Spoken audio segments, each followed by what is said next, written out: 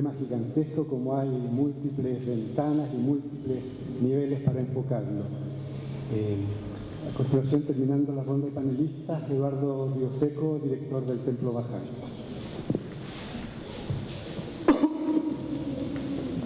Muy buenas tardes. Buenas tardes ya, ¿no? Ya estamos Sí.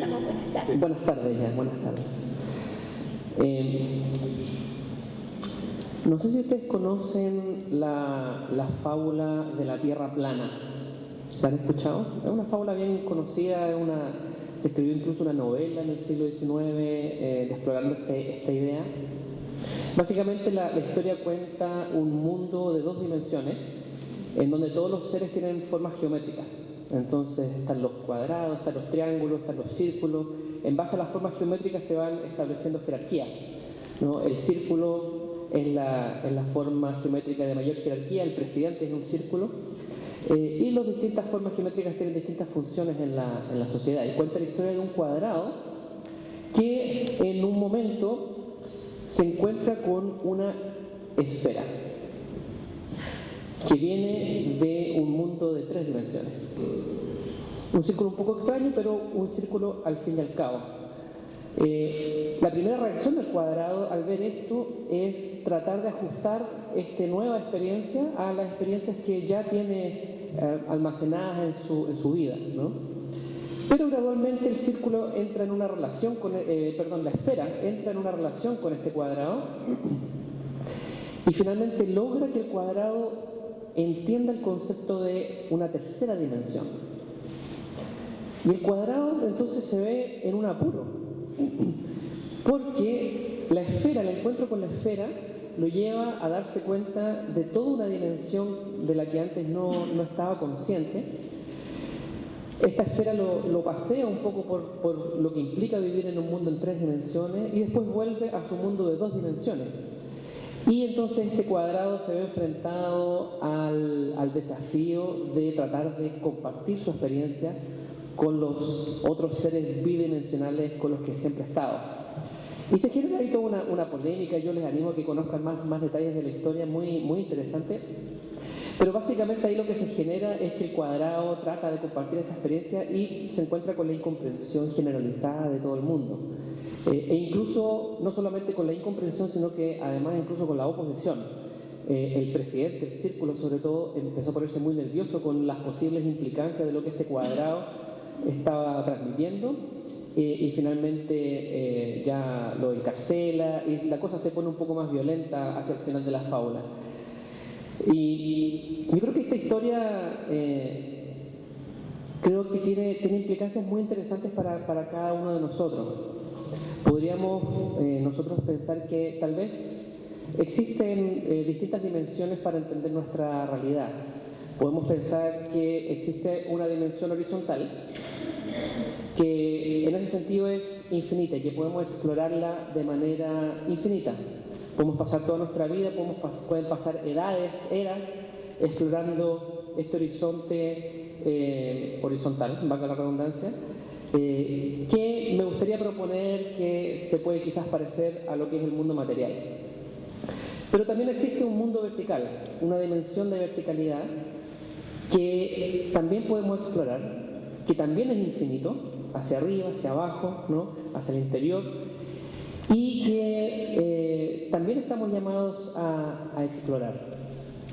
El mundo material, hoy en día tenemos muchas herramientas que nos da la ciencia, sobre todo para poder explorarlo en todos sus horizontes.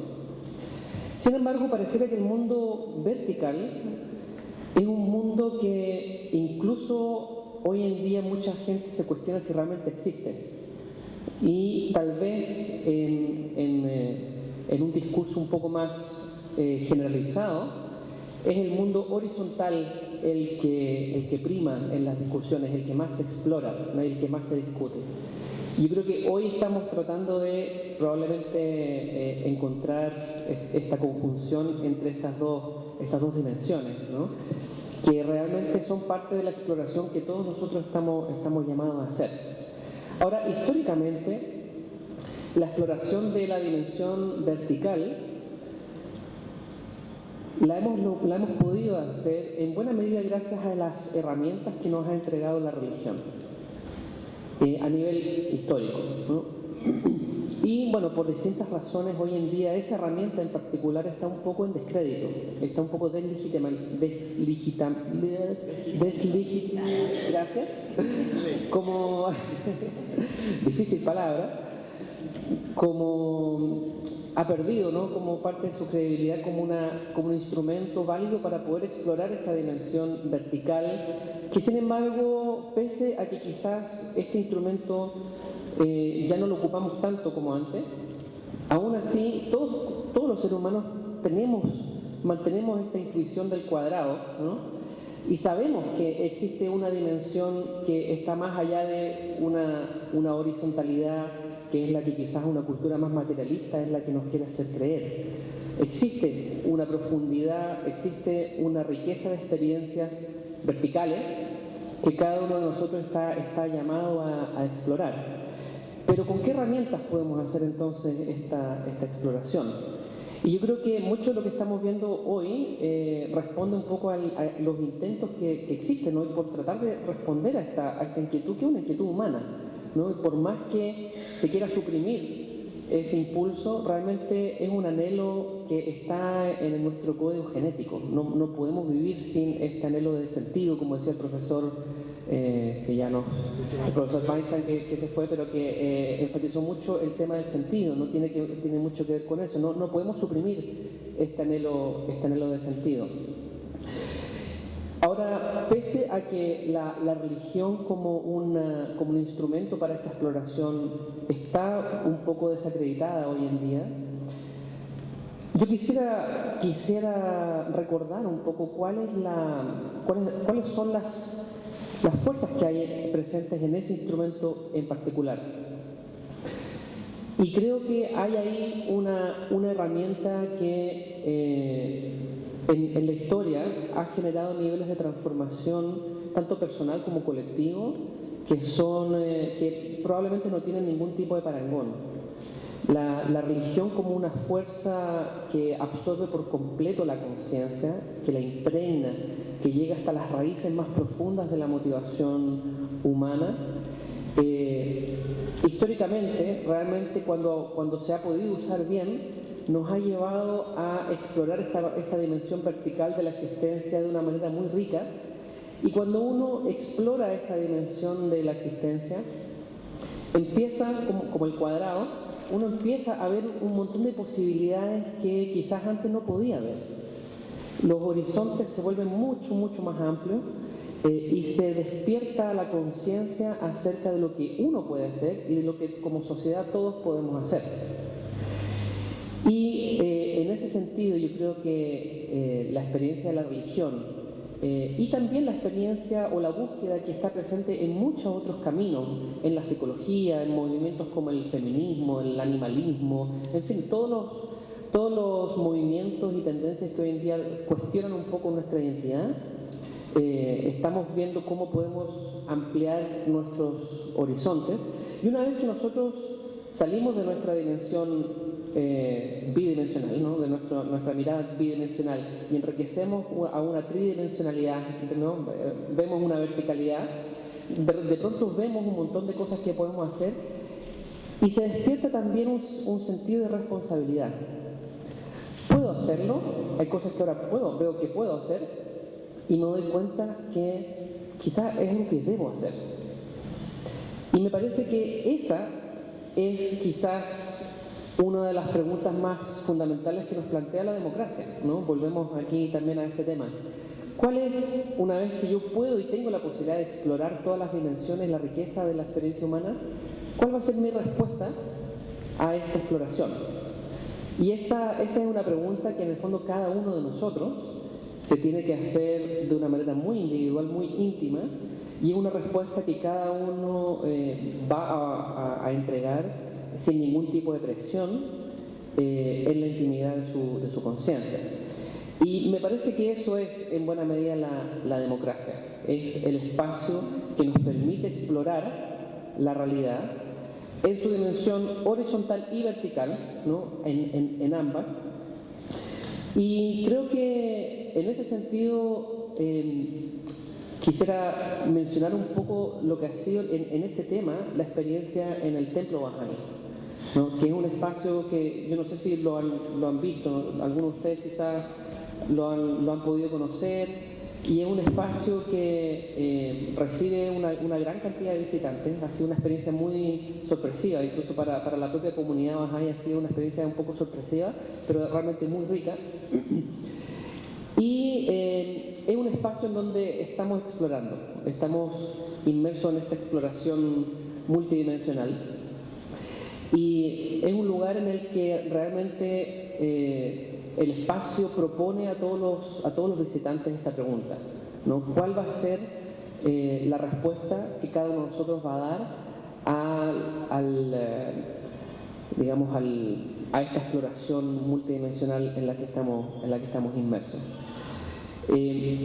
Hace unos meses atrás a mí me tocó allá en el templo recibir un curso de quinto básico. Y fue una experiencia muy, muy linda porque, bueno, allá recibimos muchos colegios, pero justo este es un colegio de La Reina que me tocó acompañarlo. Era como un curso de 20 estudiantes y, bueno, estuvimos caminando un poco por los jardines y llegamos en un momento a la parte más alta de los jardines, en donde se ve el templo y se ve Santiago, se ve una vista panorámica muy linda. Y entramos en esa conversación con los chicos y empezamos a imaginarnos que Santiago y el templo estaban conversando. Porque el lugar daba como para imaginarse esa conversación, ¿no? El templo le está diciendo cosas a Santiago y Santiago le está diciendo cosas al templo también, y hay ahí toda una dinámica, ¿no? Entonces yo le preguntaba a los chicos, bueno, ¿y qué se imaginan ustedes que se están diciendo estos dos seres? Entonces hubo todo tipo de respuestas, pero hubo 2 o 3 que a mí realmente me llamaron mucho atención porque realmente yo siento que encapsula muy bien la profundidad de lo que es esto, ¿no? Uno de ellos decía que el templo le dice a Santiago, tenemos que ser mejores. Otro decía, el templo le dice a Santiago, ayudémonos. Y bueno, y después yo les preguntaba, bueno, ¿y qué le responde Santiago al templo, ¿no? Y uno de los chicos dijo, hubo 2 respuestas ahí que realmente me conmovieron incluso. Uno dijo, Santiago le dice al templo, ayúdame. Y otro dijo, Santiago le dice al templo, gracias. Y creo que hay ahí ciertas señales que en el fondo nos indican cuáles son las características personales que son necesarias para poder emprender esta exploración. Se requiere un cierto sentido de humildad, un deseo de explorar, un deseo de ayudar, ¿no? El tema de la ayuda mutua es algo que realmente es un elemento indispensable, ¿no? Como decía Abdul hace un rato, la espiritualidad no es solamente un enriquecimiento personal en donde yo me elevo, tener una vista privilegiada, ¿no? La espiritualidad también me conecta con los demás a través del servicio, y es en la medida en que esas 2 cosas se hermanan y se equilibran, es como realmente una democracia va a tener toda la salud que requiere, ¿no? El cultivo de la dimensión espiritual y el cultivo también de la conciencia acerca del prójimo, de lo que nos rodea y nuestra responsabilidad para ello, es en donde yo creo que ahí esa es la pregunta que todos estamos llamados a responder, es la pregunta que también exploramos diariamente ahí en el templo Bahá'í. Y bueno, a ver, ojalá que también todos podamos quedarnos con esa pregunta y vamos respondiéndola entre todos. Muchas gracias.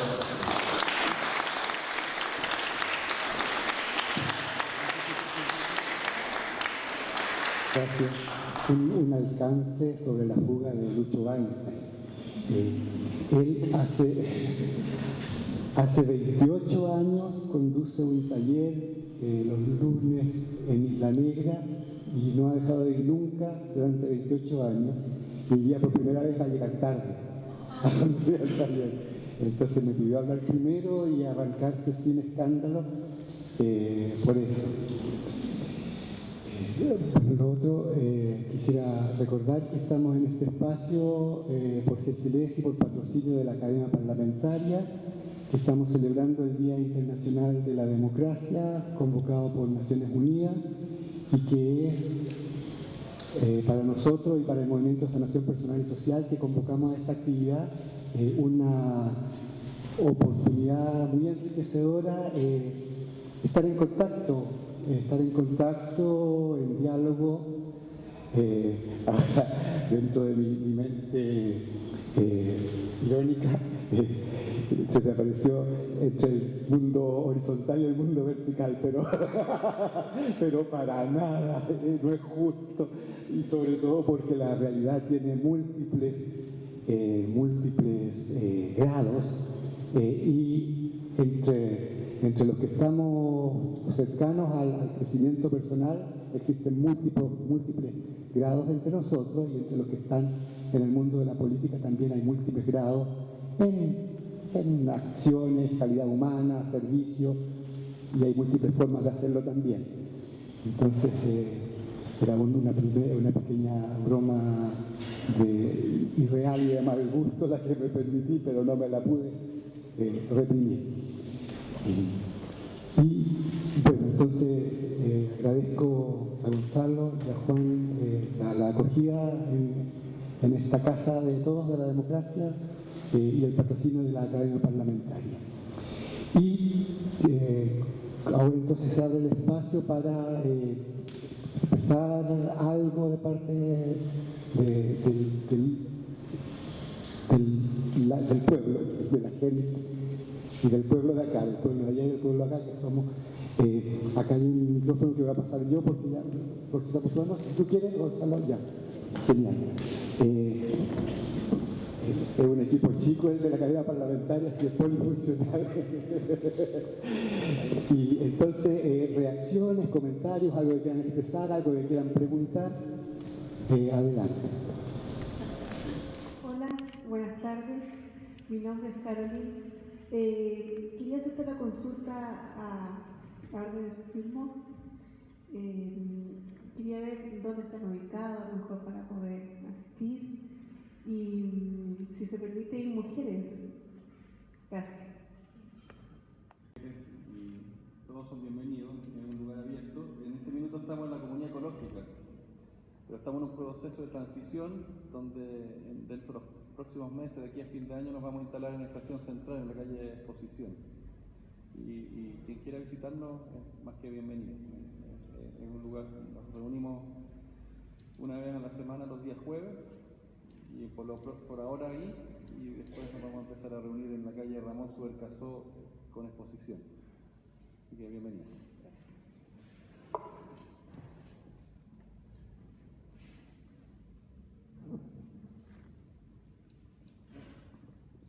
Pueden hablar en cualquiera de las dos dimensiones, no hay restricción.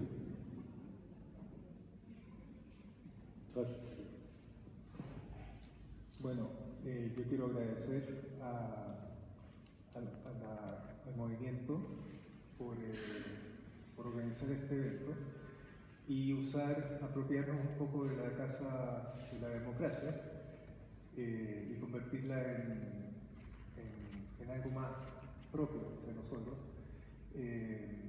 Me encanta, sobre todo en este foro, la interculturalidad que hay, ¿no? Me encanta que esté Abdul, Eduardo, Beatriz y antes Lucho Panza. Espero que esto marque también más actividades con mayor presencia.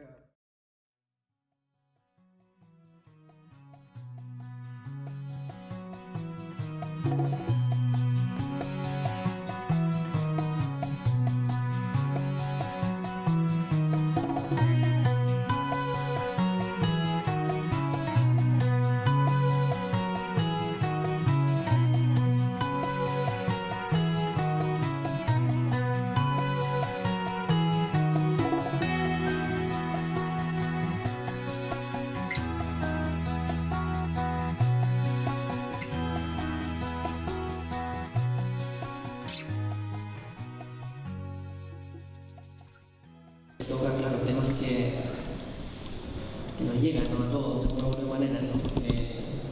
Todos vivimos de una u otra manera, bueno, todos los que estábamos con Chile en esa época, nos ha tocado vivir ese tipo nos han tocado esas experiencias, ¿no? Y ahí yo lo que diría es que por un lado, es importante reconocer que la democracia es una herramienta para construir una sociedad que, como mencionaba antes, está todavía muy lejos, está todavía muy lejos en el futuro, ¿no? En ese sentido, es un camino que todavía está en sus etapas iniciales. Realmente llegar a comprender el alcance de lo que nos toca construir, en el sentido de poder realmente construir una manera de vivir en sociedad que incorpore todo esto que estamos conversando acá y que habitualmente no se conversa en el discurso público, en el discurso político, ¿no? Quizás porque no se sabe muy bien cómo conversar de estas cosas y cómo incorporar este tipo de cosas en el discurso político. Yo creo que eso nos da una idea de lo mucho que nos falta todavía por trabajar. Uno de los principios más fundamentales que se plantean en la Fe Bahá'í, ¿no? es que la verdad es algo que estamos constantemente explorando, ¿no? Ninguno de nosotros es el dueño de la última verdad. La verdad es, en ese sentido, si pensamos en la verdad de la sociedad ideal que queremos construir, nadie puede afirmar tener la descripción de cómo es en todos sus detalles esa sociedad ideal que queremos construir con nuestra democracia, ¿no? Y en ese sentido, yo creo que uno de los ideales democráticos, uno de los valores democráticos que todavía no aprendemos a cultivar de una manera muy madura, es el reconocimiento de la humildad. De la humildad de que quizás yo puedo tener una mirada acerca de la realidad, pero yo no la puedo plantear como que esa mirada es la realidad, ¿no? Yo la tengo que ofrecer como una contribución transitoria a una construcción que entre todos estamos armando y que realmente el problema empieza cuando hay algún elemento que se atribuye algún tipo de privilegio. Y como yo me siento quizás con un acceso privilegiado a una verdad, quiero imponerla. Y cuando yo la quiero imponer es cuando empieza la violencia, realmente, ¿no? Entonces, esto tiene que ver con ciertos valores, con lo que dijo Abdul, me parece muy clave también, con el trabajo interno, el trabajo personal que estamos acá realmente construyendo, no solamente, insisto, no se trata solamente de principios económicos, de principios políticos, se trata de principios espirituales, de principios internos de cada uno de nosotros, que sin ellos, si imaginamos toda esa dimensión humana, lo más probable es que muy pronto nos vamos a volver a encontrar con situaciones de violencia, ¿no? Alguien mencionó que habían ciclos como de 80 años, ¿no? Creo que mencionaste tú. Y la verdad es que si es que seguimos marginando de esta reflexión las dimensiones más espirituales, la verdad es que a mí no me sorprende esa predicción. No me extrañaría, ¿no? Entonces yo creo que la construcción de una nueva democracia, de un nuevo tipo de sociedad, requiere incorporar de una manera seria, no de una manera así liviana o de verlo como elementos que son interesantes, culturalmente interesantes, pero finalmente son cosas que tienen que ver con el ámbito privado de cada persona. Si seguimos manteniendo esa mirada de lo que es la dimensión espiritual, probablemente, es mi impresión, probablemente vamos a volver a tropezar con la misma piedra. Y yo creo que por eso encuentro tan valioso este espacio, ¿no? Como un llamado de atención, como una exploración que ojalá podamos seguir profundizando, porque hay mucho por construir en ese sentido, a nivel colectivo, ¿no? y también a nivel de cada uno de nosotros.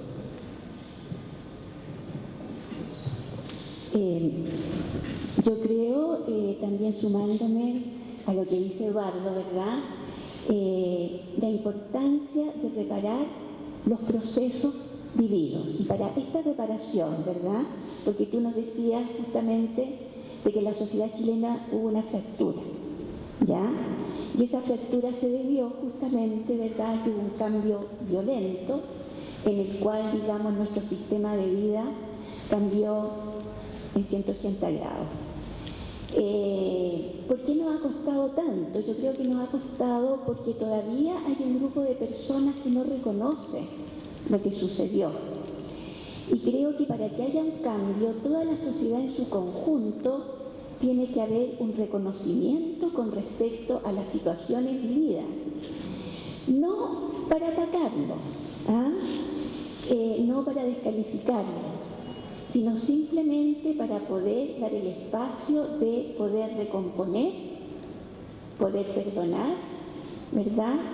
Y poder entonces empezar a desarrollar nuevamente una democracia que tenga sentido y sea igual para todos. Yo creo que aún todavía estamos en una situación de duelo, ¿ya? Para muchas personas. De duelo porque resulta que hay muchas personas que no sabemos dónde están. Hace poco escuché un reportaje donde justamente habían fotografías de las personas desaparecidas, de cómo estarían ahora, poder verlas cómo estarían ahora. Eso realmente permite a las personas poder contactarse, ¿verdad? Poder acercarse a esos seres que ya no están, poder verlos no como un algo, porque cuando hay un desconocimiento de dónde están las personas, uno en realidad no sabe si existieron o no, de repente. Entonces un contrasentido es una paradoja tan grande que nos afecta, y este tipo, digamos, de movimientos, ¿verdad?, que permiten el hecho de poder reencontrarnos desde una mirada, digamos, donde a la persona se le da realmente credibilidad de que sí existió, de que sí estuvo, eso también a nosotros nos da pie para poder empezar a reparar.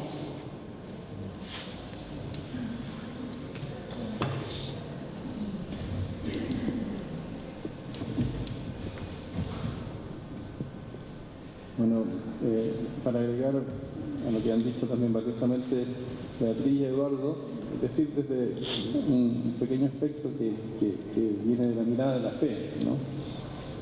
Porque, como mencionabas, ese episodio de nuestra historia produjo y trajo muchísimo dolor a mucha gente. Y desde la fe, ese sufrimiento, y en general el sufrimiento, es algo que es común, es parte de la naturaleza del ser humano. Todos de alguna manera sufrimos o hemos sufrido. Y desde la fe se ve esa parte de nuestra existencia como una posibilidad para emprender este viaje hacia lo vertical. Porque en la medida que nosotros aceptamos como una realidad que nos tocó o nos toca, y lo logramos trascender, eso nos lleva a encontrar paz, que es nuestro objetivo final. Si nos quedamos identificados en el sufrimiento y no logramos salir de ahí, nunca vamos a poder alcanzar esa estación. Entonces, la fe mira el sufrimiento no como algo ni bueno ni malo, sino como un medio para entrar en un estado más profundo de conciencia y de más plenitud. Y si uno estudia la historia de los santos y de los profetas, no hay ninguno que no haya sido torturado o haya sufrido de una manera extrema. Y eso ellos lo tomaban como parte de su purificación. Eso quería agregar. A mí que me gustaría compartirte desde otro ángulo. No visualizo que haya acá un eludirlo, sino una especialización en la motivación. Cuando tú hablabas me hizo recordar que durante la dictadura hubo una línea de acción que fue la defensa de los derechos humanos y la denuncia de la violación de los derechos humanos, pero yo estuve en la otra línea paralela que fue la construcción del movimiento cultural de resistencia a la dictadura. Y yo he tenido siempre esa vocación donde pienso que la denuncia es real, importante, valiosa, reparadora, pero la construcción de la alternativa es más difícil o es muy difícil.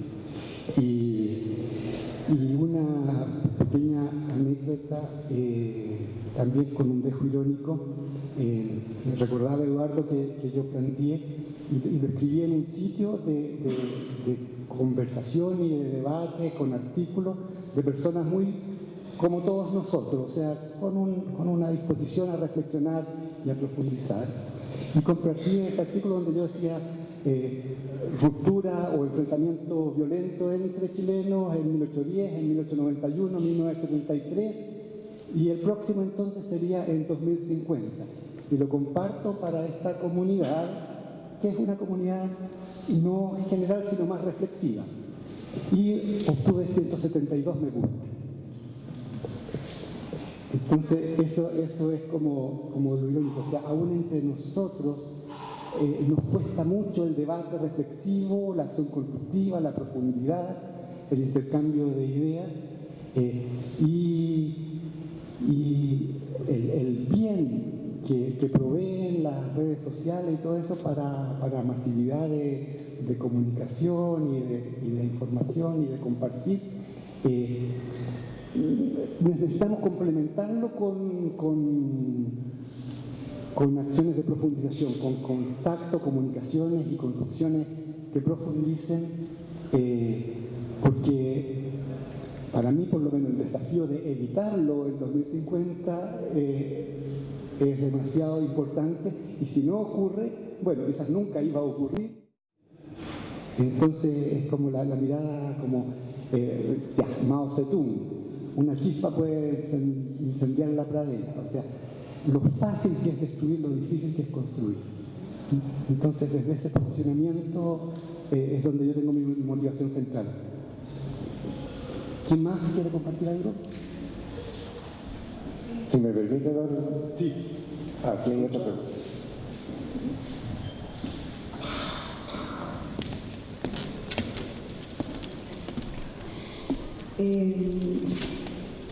Muy sencillo.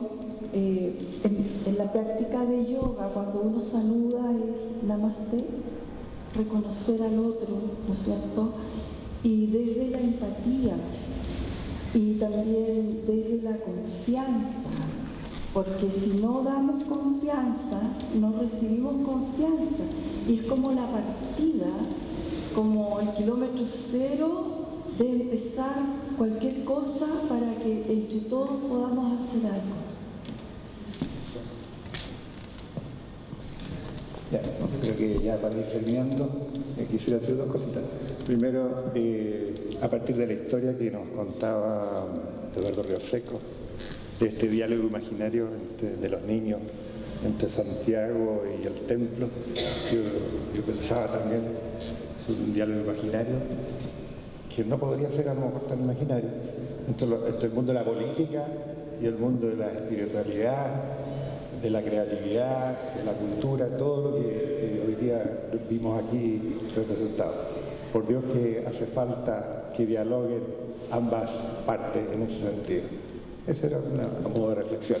Y lo segundo es agradecerte, tío Eduardo, por esta oportunidad, y a los panelistas, el primer panel y los presentes, por esta magnífica oportunidad que nos han dado de reflexionar sobre temas que son súper trascendentes y que a diario no los vemos. Eso, muchas gracias.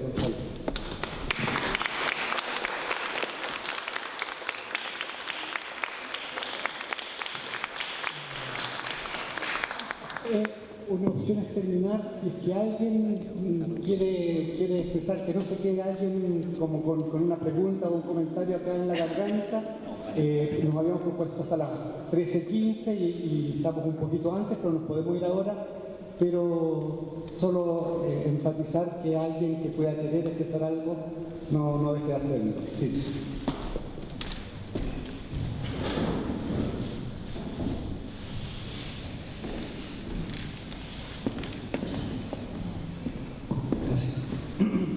Bueno, debe ser justamente la instancia de poder entrar en esas reflexiones donde tantas palabras y tantos conceptos empiezan a dar vuelta.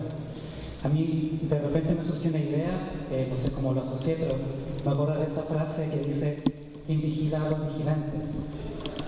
Entonces me puse a pensar que en realidad el término vigilancia es tan potente, es tan violento, que uno podría cambiar esa cita. Pensar que un poco como se ha hablado de compasión, se ha hablado de no mirarse al ombligo, se ha hablado también de sanar y reparar, como que también el paradigma político en relación con la persona, con el sujeto, también debería ir en una mirada donde se tomara en cuenta justamente esa individualidad, porque como que siempre se ha pensado todo en términos tan sociales. De hecho, uno piensa en una sociedad de consumo tan instalada, en donde mucha gente en realidad no le interesa, como decías tú, participar en la reflexión, en el cuestionamiento. Quieren ser parte de una sociedad que es bastante robótica, donde no pensar puede ser algo inquietante o cómodo. Entonces creo que hay como una gran tarea que no es, utilizando también la metáfora de la verticalidad, como que no viene tanto de arriba, veo yo, porque es como eso, el político, el que está tomando las decisiones, también, por decirlo así, hace una terapia, él también hace una revisión de sí mismo, piensa en la compasión, piensa en el otro, en términos de lo que es como persona, y esa como reflexión, este panel me ha hecho como darle vuelta, por eso también le agradezco la instancia de poder hacer una pausa dentro de lo que es la vida de uno. Gracias. ¿Estamos bien? ¿Estamos bien? Nada más, ya. Un gusto haber compartido esta mañana. Agradecimiento nuevamente a nuestros panelistas y a todos nosotros, al movimiento por la formación personal y social que convocamos y que están varios aquí presentes, y todos invitados al movimiento, gracias a la Academia Parlamentaria, y buen día, buena semana, buen año, buena vida. Hasta luego.